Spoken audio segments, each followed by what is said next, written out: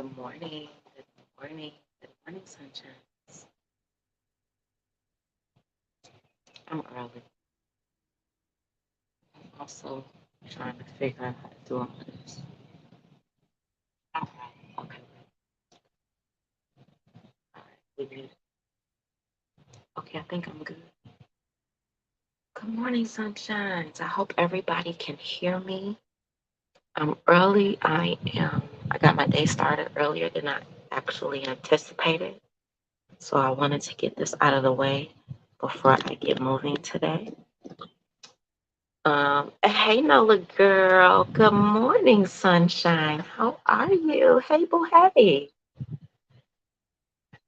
So look, I'm going earlier today than anticipated because I'm gonna walk a long time today, and I am going to practice the mindfulness mindset that we talked about yesterday. And I had promised that I was going to do this book from a good friend of mine, How to Eat and Live Longer. So I wanted to come to you guys today as the sun was rising and fulfill a promise. I don't like to make promises and not keep them. So I am a little bit early today. I want to thank anybody that was able to tune in, whether that's here live and or on the replay. What was I about to tell y'all? Oh, yeah. So I'm going walking. So when I travel, I always pack up one of those, not a backpack, it's not that big, but one of those little smaller knapsacks on the backpacks. And I'm gonna go because where I'm located, they have a bunch of restaurants, but they don't have a lot of fresh fruit and veggies. Good morning, learning. Good morning, good morning, good morning, sunshine. Thank you for being here. So they don't have a lot of fruits and veggies. And so there is a store that's close, not close as what some people would think is close, like in the mall area, that's really close. It's about 2 or 3 miles away. So I'm just going to put my little backpack on and I'm going to walk. And that's going to be my exercise for the day. So I'll probably do about 5 miles or more walking today. Um, May I ask where you are visiting? The view is amazing. Thank you. I am in Cancun, you guys. I am in Cancun, Mexico. Um, I've been to Cancun several times in my life. I've never been, usually I stay in those in the resort areas, and I'm thinking this is considered a resort area.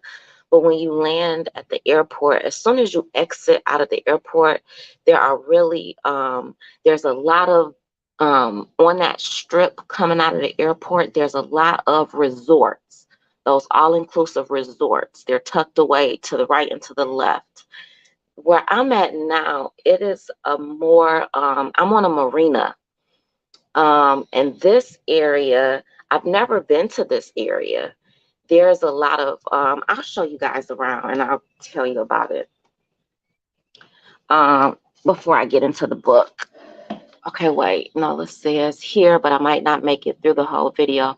Just got off the road. Love y'all. Love you too, boo. Okay, so look. So I'm I have this on a tripod, so I'll bring it back. I'll pull it up too. So where I'm at is this is the marina, right? It's just I just love the view. Like it's worth everything. Everything it took for me to get here. I wanted something different, and this is it. Plus, my balcony is banging. Y'all look at my balcony. It's all me. It's all me. It's all me. I just get to roam around. There go my laptop on the floor. I'm trying to multitask. I just get to roam around my little balcony. So right here, if y'all can see over on, I don't want to push it too far, y'all, because if my stuff fall, I'm gonna be so sad, sick and sad. On the left hand side down there, that's the mall area, right? And so last night I was able to find they have like a little convenience store over there. but all they have is like chips and just junk. And so I asked the guy at the front desk, like, where can I get fresh fruit and vegetables? Y'all, I'm gonna tell y'all a setback. I try not to complain too much about the places that I stay. And I really chose this place because of the view. But child, I was so irritated. I called the front desk last night when I got in and settled down. Um, and I was like, where's the microwave? Y'all, it ain't no microwave. I was like, there's no microwave anywhere? Like, not even down at the front desk area? Y'all, they ain't got no microwave. I'm so sick about it. I am so sick about it. So they really just want you to consume the restaurant food and the junk. Like, literally. That's what they want you to eat. Your girl ain't having it. I worked too hard to get here for the big 50. And so I am going to intentionally make sure. So at the little convenience store that I went to last night, I bought 2 apples. So I was able to have my apple and my coffee already this morning. Um, and so I'm going to go ahead and walk a little longer today and make that my exercise and go get me some fruits and vegetables. Because I'm not, no ma'am, we not about to be out here acting crazy. All right. So thank y'all for being here. For anybody that's here early, thank y'all for being here. For anybody that's tuning in, whenever you tune in, I'm not doing all the intros and all of that stuff today. I'm just going to get through the reading. I think it's important, especially because we are focusing on our mind. We're focusing on mindfulness. Hopefully, we are focusing on evolving and elevating to the higher beings that we are. Not that we are trying to be, that we are. We are some higher beings, but we don't always tap into who we actually are. So, with that said, the book that I'm reading from today is How to Eat and Live Longer by Dr. Reginald J. Eadie. So, the introduction is what I'm going to read, and I think I am going to read through I'm definitely going to get through chapter 1, and it just depends on how I feel if I start chapter 2. They're not really long chapters, so we'll see what it feels like as I read. All right, introduction. And the Lord God commanded the man, saying, of every tree of the garden you may freely eat, but of the tree of the knowledge of good and evil you shall not eat. For in the day that you eat of it, you shall surely die. Genesis 2:16 through 17. According to the Bible, our perfect God made man after his own image, which in the beginning made man godly or humanly perfect. The demise of man began after he committed his very first sin, eating a forbidden food. God warned man that if he ate what he was advised not to, he would surely die. In my opinion, God, the omnipotent, had man's first sin be improper eating for a very profound and prophetic reason. He could have chosen this sin to be stealing, adultery, fornication, idol worship, lying, taking the Lord God's name in vain, dishonoring parents, killing, or some other transgression. Instead, he determined that it would involve the act of eating an ill-advised food substance. He is all-knowing, and he knew that food would eventually become an impediment for man. Just as Adam and Eve ate the wrong things, African Americans are savoring, desiring, and becoming slaves to foods that are destroying them and greatly multiplying their sorrows.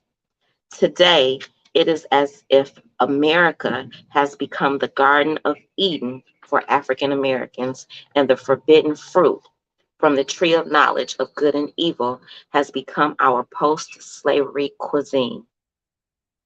This aimless quest to satisfy our taste buds, exposure to a seemingly tantalizing aroma, is the very reason why African Americans die sooner than any other inhabitant in this country, and our children are living shorter lives than their parents. Since our unsolicited arrival onto North American soil, our bodies have been struggling to adapt to this new yet defecting way of life.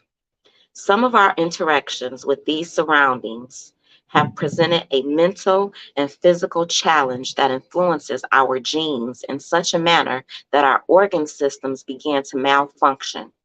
As a result, we are experiencing health problems unlike any other group of persons in America. Our increase in body weight caused by an excessive accumulation of fat is directly related to the mental, physical, and genetic disarray that is occurring within our community. A new science exists and research is taking place that will better support my works and will provide more clarification on how those of African descent are affected by this new American lifestyle. This means that the things that you put into your mouth can change your genetic makeup, hence, changing who you are, your state of mind, and your wellness. In other words, changing the way you think, the way you act, the way you deal with life situations, your risks for diseases, your lifespan and cause of death, your children's behavior in school, your child's growth patterns, the onset of your daughter's first menstrual cycle, etc. Life then becomes more difficult for us, and we find it harder to reach our full potential. Through DNA, we began to take on the characteristics of the plants and animals we eat. We are living proof that the cliche, you are what you eat, is true. Working in both urban and suburban emergency departments, I have spent the last 10 years caring for African Americans who suffer from diseases that are not common in rural Africa and that come largely as a result of the way we eat here in America. I realized that my short bedside lectures were ineffective and I grew tired of seeing preventable deaths. Each patient repeatedly reminded me of how common improper eating and obesity has become among African Americans.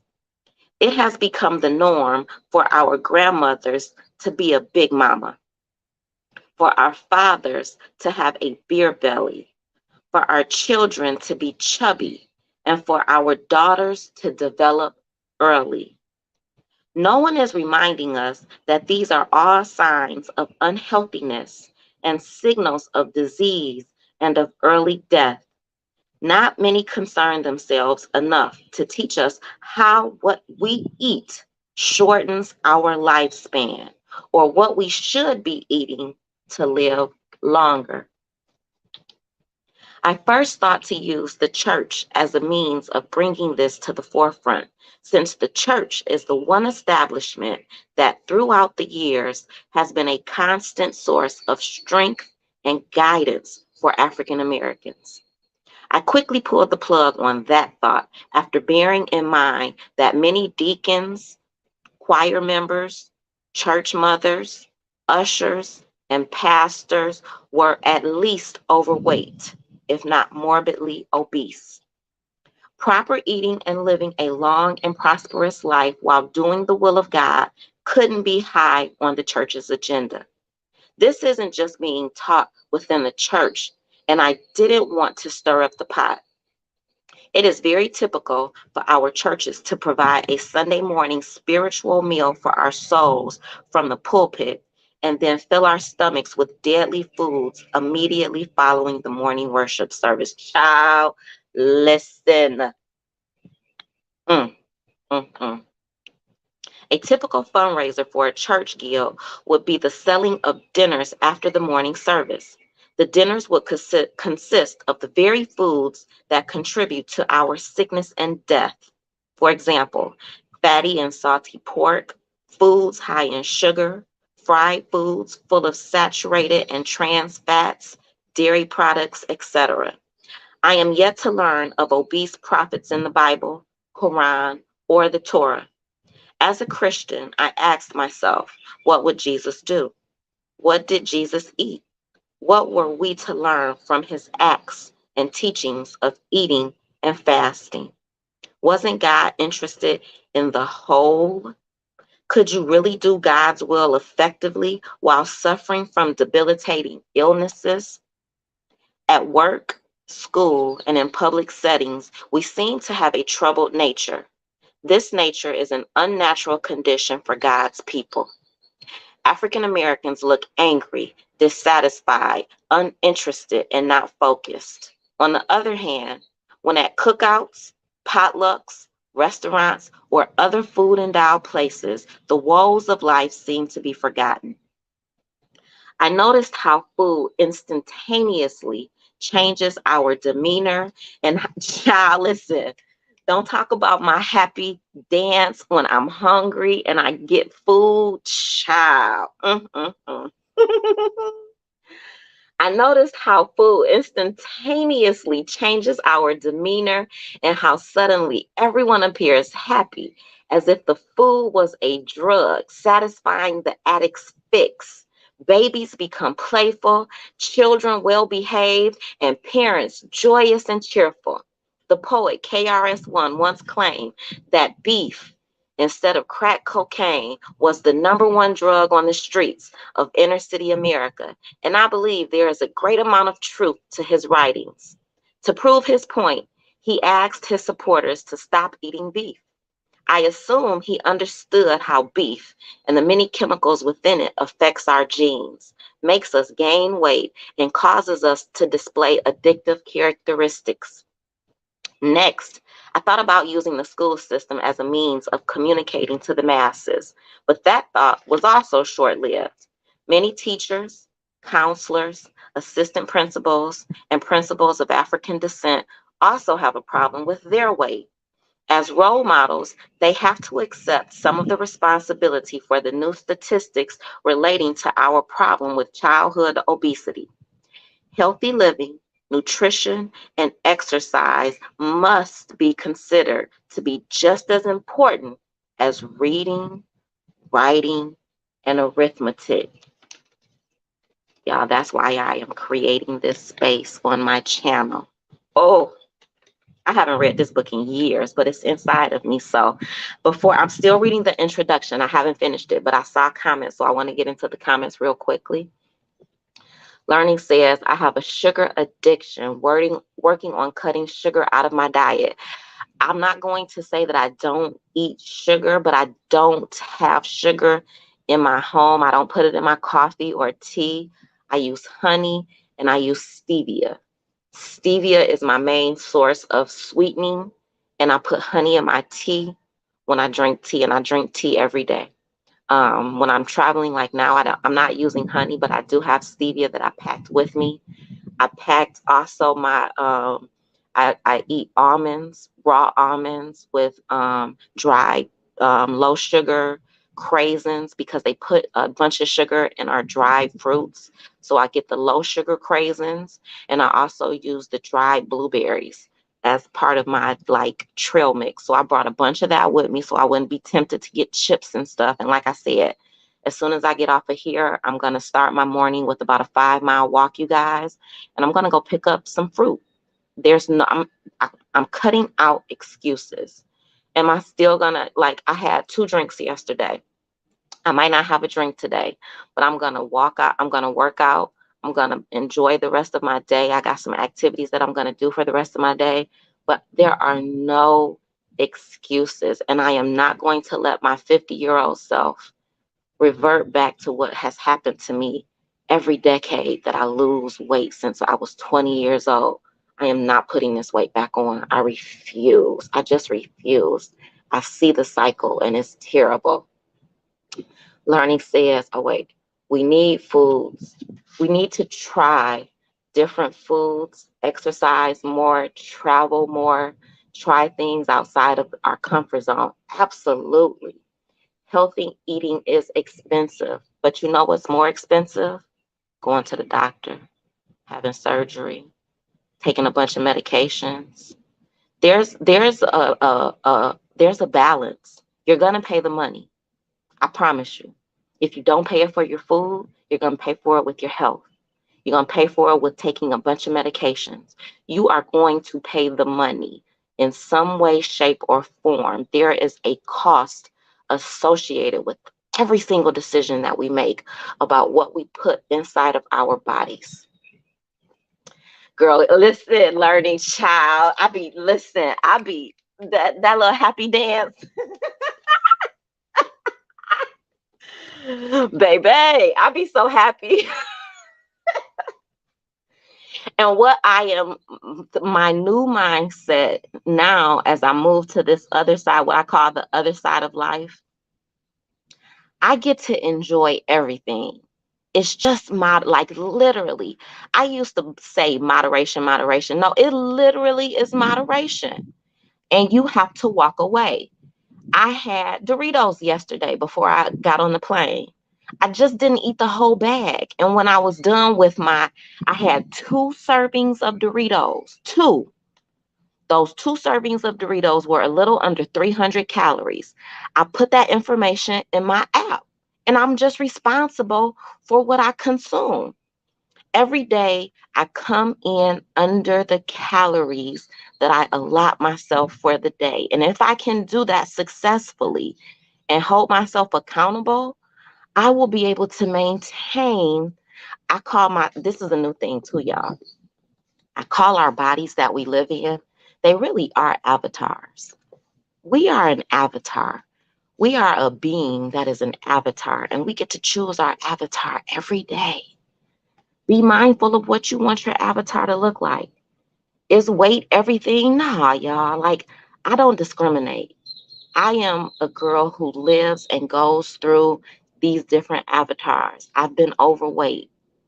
I've been where I am now. I definitely don't discriminate. My daughter is overweight. I love her. Her body makeup is different than mine.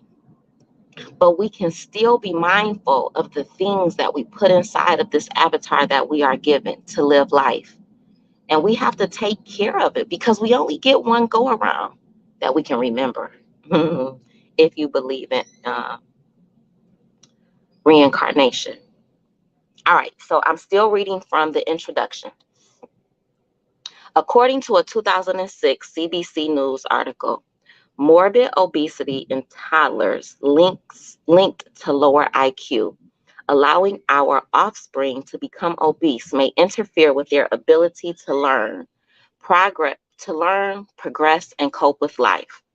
I stayed focused on the fact that African Americans need to learn how to eat to live instead of living to eat. I'm going to read that again.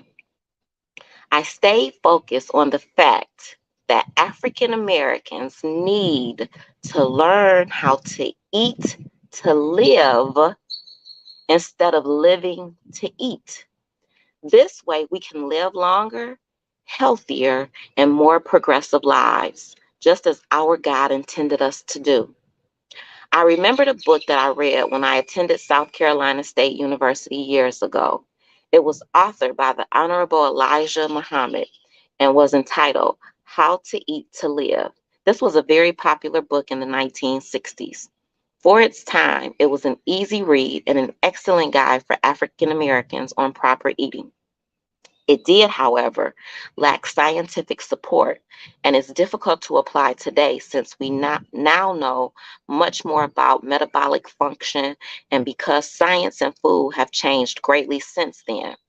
As a way to pay homage to Elijah Muhammad for his relentless effort, I titled this book, How to Eat and Live Longer. From what I have read about Mr. Muhammad, I am sure he would appreciate me finishing his plate.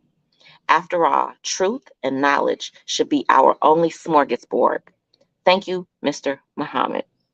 Contrary to the belief of many scholars, scientists, physicians, and the insurance industry, obesity is a disease. Obesity is a disease. Obesity is a disease. It is no less a disease than diabetes, cancer, leukemia, hypertension, or hypocholesterolemia. In fact, it should be more of a global health concern than many of these diseases, as obesity can lead to all of them. In other words, if you are obese, you are more likely to develop diabetes, cancer, hypertension, hypercholesterolemia. Yeah, it's a bunch of medical terms in here. Dr. Eadie is a doctor. So if I slaughter these words, please forgive me, but I at least try to sound them out. A myocardial infarction, which is a heart attack. A cerebral vascular accident, which is a stroke. Renal kidney failure, depression, and more. On the contrary, these diseases don't necessarily lead to obesity. What we do not know is that what we do not know is that it is killing us. African Americans must understand that obesity is the most extensive non communicable disease in the African American community. I often say obesity is doing to our community what Hurricane Katrina did to New Orleans. We must therefore get rid of the number one health problem for African Americans, obesity. Once we overcome obesity, we will then easily eliminate or gain better control of various other health problems that plague our community. The result?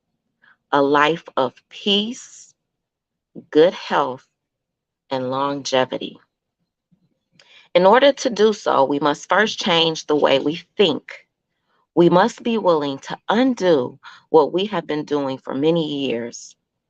Eating to live longer will take a great deal of sacrifice and commitment, just as it does to be a good lawyer, doctor, teacher, police officer, friend, husband, mother, Christian, Muslim, Jew, Hindu, and Buddhist.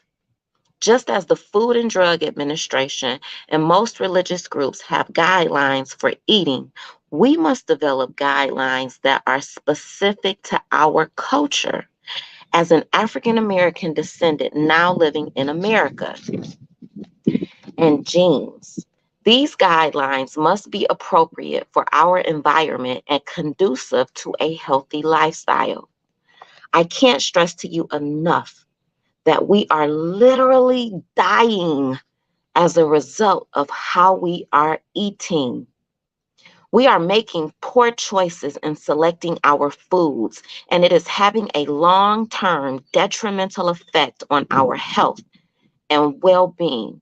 We must begin to treat our bodies as temples, just as God has commanded, because blessed are they that do his commandments, that they may have the right to the tree of life and may enter in through the gates into the cities. Revelation 22:14. I have used scriptures from the Bible to provide us with spiritual support and guidance. It is my hope and prayer that this doesn't offend or alienate those of other religious backgrounds, as this is certainly not my intent. As a Christian and a physician, I often recall Jesus explaining to Satan that man cannot live by bread alone, but by every word that comes from the mouth of God. Proper eating and exercise must first be done under the direction of God and secondarily under the supervision of a God relenting and qualified professional. For only God truly knows what is best for you. Whether you are Christian or not, it is innate for you to want to live a life filled with happiness and longevity. We all naturally want to be full of energy, free of disease, as well as mentally and physically strong. I believe that nature is proof that our supreme being expects nothing but the best for us. He has developed a system of perfection from which man has unfortunately strayed. And as a result of our disobedience, we have become a nation of extreme illness at the mental, physical, spiritual and emotional levels. As you read, I will introduce you to the Eat Right Sunlight theory. This simple yet essential premise describes the natural way of eating, and most importantly, the way our ruler intends for us to eat. We must return to the laws of nature and natural living. The more natural we live, the more natural we become, and the closer we are to the original man and the way of life expected and commanded by God. As a guide for the African American community, I have also developed 6 steps to successful eating in order to live longer. Each step will be addressed individually, and if adopted as a lifestyle, will enhance our knowledge base, advise us of our choices of foods, and ensure a healthier and longer life. All right, that's the end of the introduction. Learning says, I am on the other side of life. C19, I gain weight. Me too, child. Learning. Me too. Me too. It's been 3 years. I gained weight too. I'm with you. I am not working to shed the weight. I do not have to take any medication now, trying to keep it that way. I'm praying for you, Learning. You got this, sis. You got this. I promise you. All right. Oh no, we're still in the introduction, y'all. Reggie talks a lot. All right, these are the 6 steps to eating to live longer. Step 1, learn your ideal body weight. Get there and stay there. That's me, y'all. I know my weight. This is my ideal body weight. I knew it when I was 20. I knew it when I was 30. I knew it when I was 40. I'm 50. I know it now. The goal is to stay here since we've gotten here. I took the destination out of my vocabulary and I replaced it with journey. My weight is not a destination. Maintaining my weight and proper eating is a journey. It's a daily journey. Every second of every minute of every hour of every day, I am on a journey. Mindfulness. That's the part of mindfulness too. Step 2, learn your family history. I told you guys before, I have a DNA journey that I've been on since September, just learning about my family history. Step 3, change your way of thinking and your choice of foods. I am hoping that the mindfulness things that I've been discussing with you guys has been helping you, has been making an impact on you. And now that we are talking about the food aspect, I'm hoping that we can start wrapping all of these things together. These things are not individual. All of these things that I am putting into this space, they all work together. Step 4, change your level of activity. I'm going to give a shout out to Beautiful Shalom. She has been trying to encourage me to turn my camera on and move with you guys. I'm not there yet, y'all. Part of my workout is sacred. Like it literally is, it is my release. It is my time with God. It is me. It's not just about my weight when I work out. When I'm working out, I hear. I'm mindful when I work out. When I go do these 5 miles today, I am mentally listening for what I'm supposed to do. If you know, if you've watched my channel, you know I work out really, really early in the morning before I start work. I wake up really early, and before I get my day started with work, I work out. That is my time to become one with the universe and to listen and to say, what is it that you need me to do today? And my goal is to accomplish whatever the universe tells me to do. Step 5. So I'm going to get there, Beautiful Shalom. I'm going to get there. I might get there before I leave here. I might turn it on and just stretch with you guys and nothing else. I'll get there. I'm going to get there though. Step 5, educate your family and friends on proper eating and the importance of exercise. Y'all, they got construction going on out here. It's loud too. I hope it's not too loud. I think the car was just going down the street. Yeah. Okay, we're back to our peaceful. um, so my children they were with me when I was 40. They weren't with me on my 30. I didn't have children until my early 30s. So when I turned 40, I lost weight, but they don't remember it. So when I'm 50 now and they saw me lose this weight, um, I think the way that they see me is different. Um, I don't know. They haven't said anything, but I see the way my son, like his, he seems like he's an athlete. He's a natural athlete without even trying, right? And the way that he looks at me now, he is like, you are powerful. I don't think he's ever seen me that way before. He saw me control my body. I don't know how my daughter sees me though, right? My daughter is overweight. And I'm praying that she doesn't see it, and I don't want her to beat herself up about where she is on her journey. She's a young girl. She's only 19, and she's still got some learning to do. She is addicted to food though. And until she is ready to face that addiction, just like it took me until I was ready to face my addiction, it takes every decade for me to see myself. She has to see herself before she can come.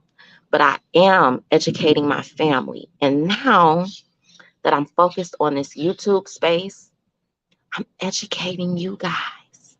I'm a teacher. And so I get to share. That is the wonderful thing about the internet that we have at our fingertips. And I think I talked about this yesterday. My channel is bigger than me.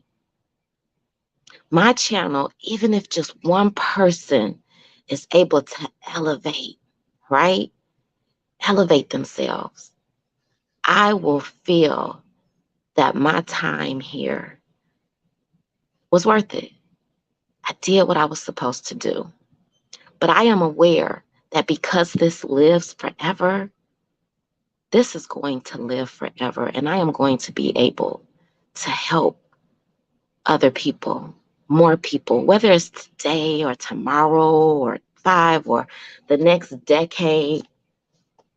You will see that the things that I am putting here are on purpose and with purpose. I promise you, I won't always get it right, but I am going to always try. Step 6, and this is where I am, y'all. Maintain this new way of living forever. And that's my new goal. I have not been able to maintain it forever. I'm going to summarize. I'm going to read the 6 steps again because I was talking in between. And then I'll get into the chat. And then I can honestly say I'm going to finish the introduction. All right. So these are the 6 steps to eating to live longer. Step 1, learn your ideal body weight. Get there and stay there. Step 2, learn your family history. Step 3, change your way of thinking and your choice of foods. Step 4, change your level of activity.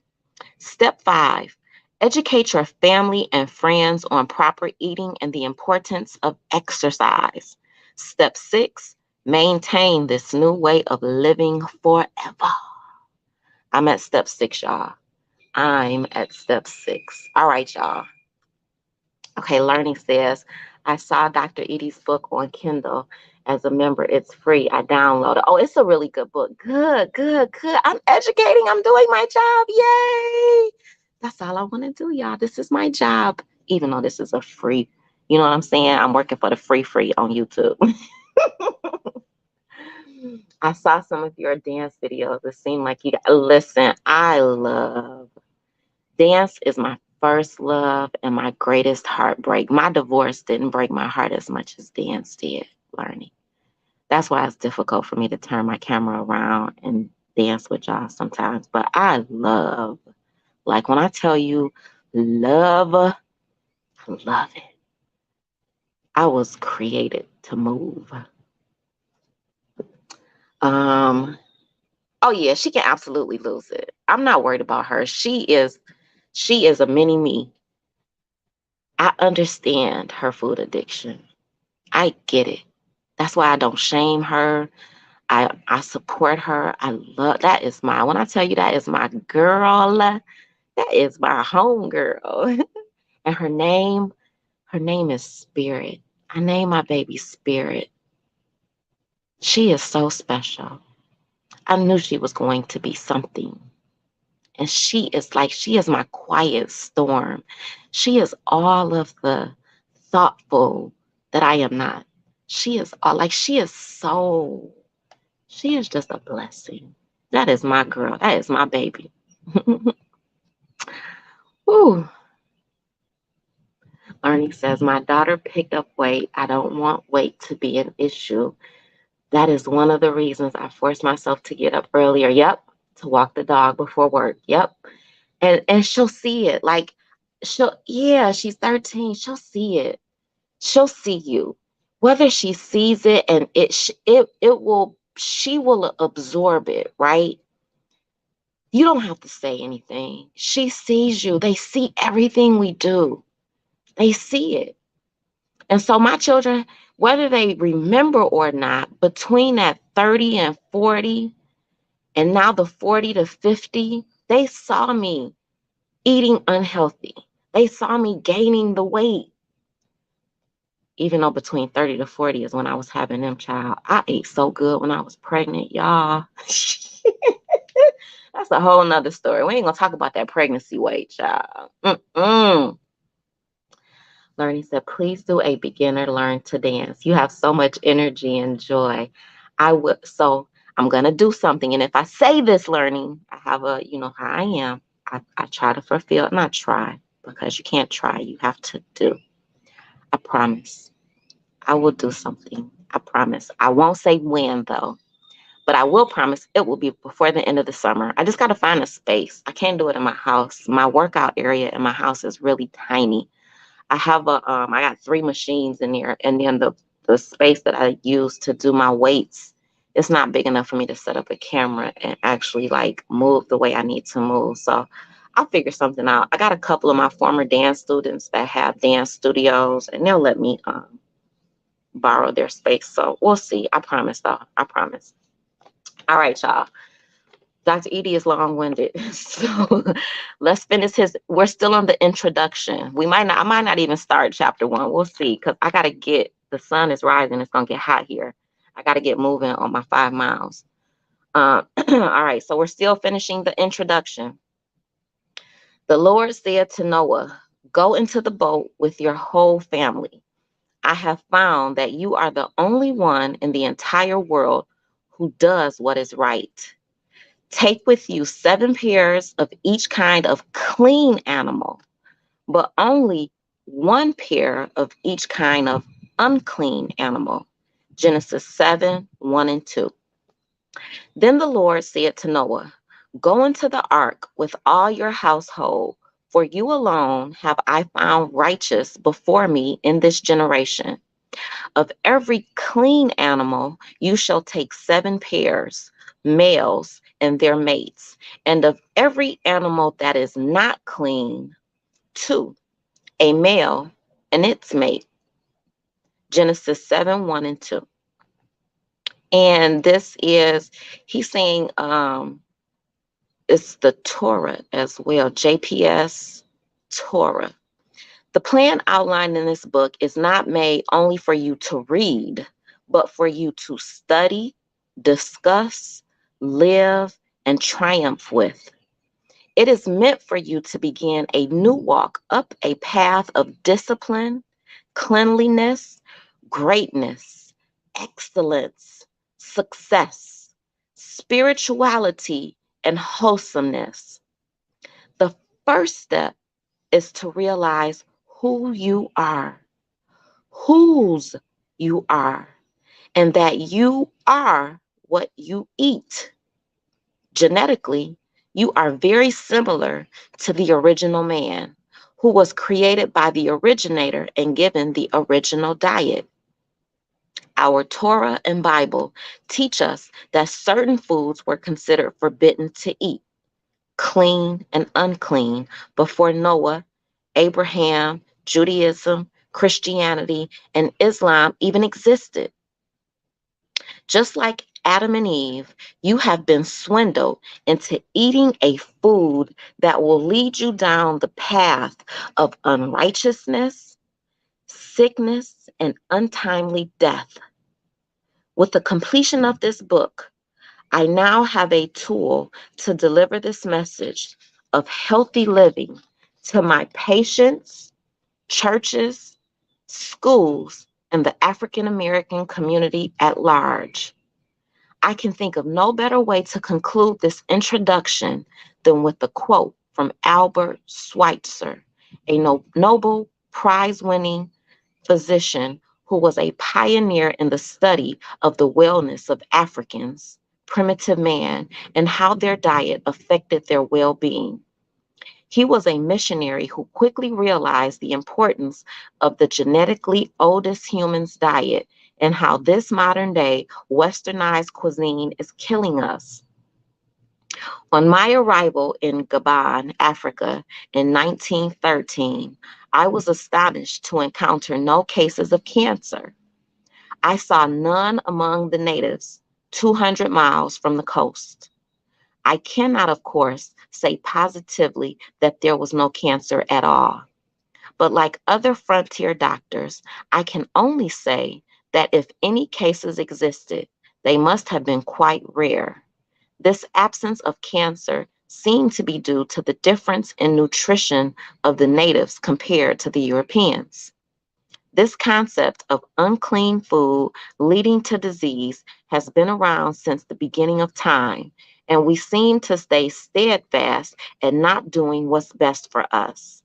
With our children becoming sick at an early age, with our adults living shorter and less independent lives, we must change.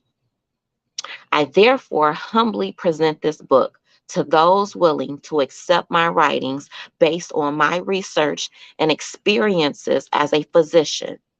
This book is not intended to supersede the recommendations of your physician, make diagnoses, or criticize the lifestyle of any particular group of persons. Although this book has referenced many biblical writings as it relates to health, I am a Christian that believes that no man should be judged by the food he eats, the drink he drinks, or his way of worship. Colossians 2, verse 16. I do, however, believe that we will be judged on, amongst other things, the respect we have for this shrine of a body that God has so graciously blessed us with. I am also a Christian who confesses that our bodies are temples of God and that we must put into them only the things that can be used for the uplifting and glorification of God. If any expression offends you or goes against the will of God, I ask in advance that I be forgiven by you and our Heavenly Father. And with that, I am going to end the reading for today. That was just the introduction. If I can come back another day, I will. I will see how my activities go for the remainder of my trip. Learning says, I am taking to beautiful Shalom now. She says, please pray. Thank you. Going to read the introduction today. I want no will be to eat cleaner. Yes, you can eat cleaner. You will eat cleaner. And give yourself grace, y'all. It's work. We have been conditioned to believe that we can just eat whatever we want to eat and live however we want to live. And it's just not true. Discipline about our lifestyles, our choices, about the things we put in our body, about exercising, about our habits are important. I love you. I thank you for being here. And I'm learning how to use the YouTube on StreamYard differently on my telephone. So with that said, I know how to play my outro. I love you guys. I will see you when I see you. Have a blessed day.